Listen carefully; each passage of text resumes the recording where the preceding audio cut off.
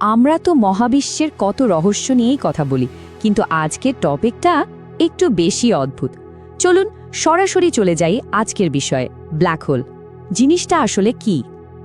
আমাদের আগের পর্বে একটা মজার প্রশ্ন ছিল, মনে আছে? যে সূর্য যদি হঠাৎ 5 সেকেন্ডের জন্য গায়েব হয়ে যায় তাহলে কি হবে? আমরা দেখেছিলাম যে প্রায় 8 মিনিট 20 সেকেন্ড পর্যন্ত পৃথিবীতে এর কোনো প্রভাবই পড়বে না। কিন্তু ভাবুন তো, যদি এমন কিছু থাকে যা সূর্যকে গায়েব করে দেওয়ার থেকেও অনেক বেশি শক্তিশালী, এমন কিছু যা খোদ আলোকেই গিলে ফেলতে পারে চিরকালের জন্য, ঠিক এখানেই ব্ল্যাক হোলের এন্ট্রি। ব্ল্যাক হোল মানে কিন্তু আকাশে কোনো ফুটো বা গর্ত নয়, একদমই না। নাসার মতে ব্যাপারটা হলো বিশাল পরিমাণ ভরকে যদি একদম ছোট্ট একটা জায়গায় প্যাক করা হয় তাহলে যা তৈরি হয় সেটাই ব্ল্যাক হোল। এর ঘনত্ব এতটাই বেশি যে এর মহাকর্ষীয় টান আপনি কল্পনাও করতে পারবেন না। সায়েন্স ফিকশন মুভিতে আমরা তো কত কিছুই দেখি, তাই না? কিন্তু বাস্তবে ব্ল্যাক হোল কিন্তু ওরকম না। এরা কোনো ওয়ার্ম হোল নয় যে মহাকাশের শর্টকাট মারবেন, আর এরা কোনো কসমিক ভ্যাকিউম ক্লিনারও না যে সব কিছুকে স্রেফ টেনে নেবে। কোনো বস্তুকে এর মহাকর্ষের আওতায় আসতে হয়, তারপরই সেটা ভেতরে পড়ার সম্ভাবনা থাকে। এই যে ব্ল্যাক হোল, এর চারপাশে একটা অদৃশ্য সীমানা আছে, বুঝলেন? এটাকে বলে ইভেন্ট হরাইজন। আর এই বর্ডারটা একবার পার করলে খেলা শেষ। কোনো কিছুই, এমনকি আলো পর্যন্ত আর ফিরে আসতে পারে না। এটাই সেই বিখ্যাত পয়েন্ট অফ নো রিটার্ন। বিজ্ঞানীরা মজা করে এটাকে বলেন রোজ মোটেলের মতো। মানে আপনি চেক ইন করতে পারবেন, কিন্তু চেক আউট করার কোনো উপায় নেই। একবার ইভেন্ট হোরাইজনের ভেতরে ঢুকে গেলে আপনি এই মহাবিশ্বের বাকি অংশ থেকে চিরদিনের জন্য বিচ্ছিন্ন হয়ে যাবেন। এখন একটা প্রশ্ন তো আসেই, তাই না? যদি ব্ল্যাক হোল থেকে আলোই বের হতে না পারে, তার মানে তো ওগুলো অদৃশ্য। তাহলে আমরা এদের অস্তিত্বের কথা জানলাম কি করে? আসলে বিজ্ঞানীরা ব্ল্যাক হোলকে সরাসরি দেখতে পান না, কিন্তু এর প্রভাবগুলো তো দেখতে পান। যেমন ধরুন, কোনো নক্ষত্র যদি অদ্ভুতভাবে ঘুরতে থাকে তখন বোঝা যায় কাছে পিঠে কিছু একটা আছে। আবার ধরুন, অ্যাক্রিশন ডিস্ক থেকে যে আলো ছিটকে আসে সেটা দেখেও বোঝা যায়। আর সবচেয়ে আধুনিক উপায় হলো গ্র্যাভিটেশনাল ওয়েভ বা মহাকর্ষীয় তরঙ্গ ডিটেক্ট করা। এগুলোই হলো ব্ল্যাক হোল খুঁজে বের করার গোয়েন্দা পদ্ধতি।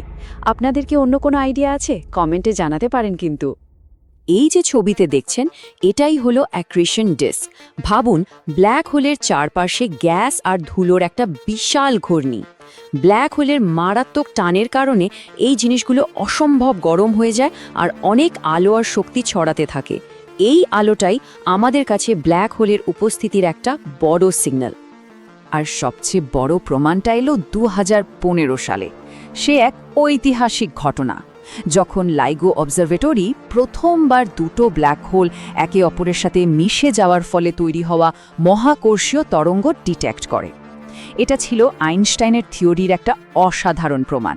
ভাবুন একবার, 100 কোটি আলোকবর্ষ দূর থেকে আসা স্পেস টাইমের কাঁপন আমরা পৃথিবীতে বসে ধরে ফেললাম। অবিশ্বাস্য। তো সব তো বুঝলাম, কিন্তু যদি কোনো জিনিস ব্ল্যাক হোলের খুব বেশি কাছে চলে যায়, মানে ধরুন ওই ইভেন্ট হরাইজনের কাছাকাছি, তাহলে কি হবে তার সাথে? উত্তরটা কিন্তু বেশ ভয়ঙ্কর। এর একটা বেশ অদ্ভুত নাম আছে, স্প্যাগেটিফিকেশন। ব্যাপারটা কি হয় বলি। ব্ল্যাক হোলের কাছে গেলে এর গ্র্যাভিটির টান এতটাই অদ্ভুতভাবে কাজ করে যে কোনো বস্তু লম্বা হতে শুরু করে, ঠিক নুডলসের মতো।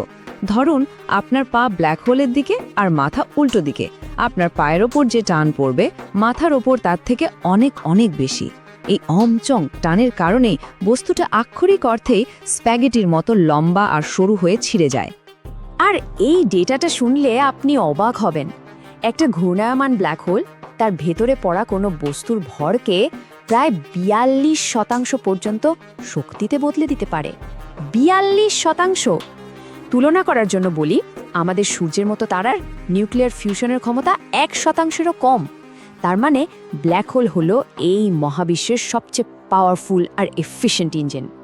এত কিছু জানার পর একটা বড় প্রশ্ন কিন্তু মাথায় ঘুরপাক খায়। ব্ল্যাক হোল কি শুধুই সবকিছু ধ্বংস করে, নাকি মহাবিশ্বকে গড়ে তোলার পেছনেও এদের কোনো ভূমিকা আছে? অনেক বিজ্ঞানী কিন্তু এখন এটাই ভাবছেন যে আমাদের গ্যালাক্সির ঠিক কেন্দ্রে যে সুপারম্যাসিভ ব্ল্যাক হোলটা আছে সেটাই হয়তো পুরো গ্যালাক্সিটাকে এক সুতোয় বেঁধে রেখেছে।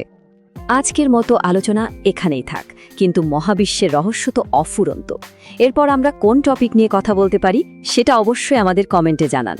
আর এই ধরনের বিশ্লেষণ যদি আপনাদের ভালো লাগে তাহলে তো আমাদের সাথে থাকতেই হবে।